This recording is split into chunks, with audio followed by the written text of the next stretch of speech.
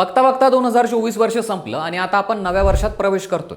पण या सरत्या वर्षानं आपल्याला बऱ्याच कडूगोड आठवणी दिल्या. पण यावर्षी काही सकारात्मक तर काही नकारात्मक घटना अशा घडल्या ज्यांनी जगाची दिशा बदलून टाकली आणि एका नव्या जगाची सुरुवात केली.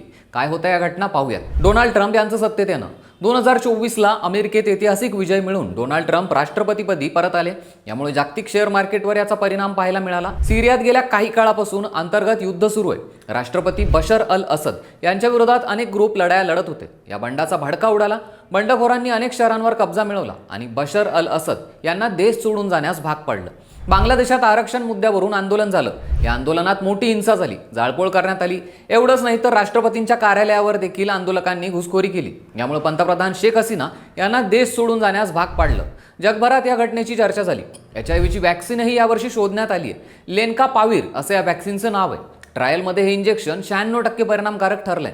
तर रशियानं कर्करोगाची लस बनवल्याचा दावा केलाय. पुढील वर्षापासून रशियातील लोकांना ही लस मोफत दिली जाणार आहे. रशियाने बनवलेली ही लस कॅन्सरच्या ट्यूमरची वाढ रोखण्यास मदत करते.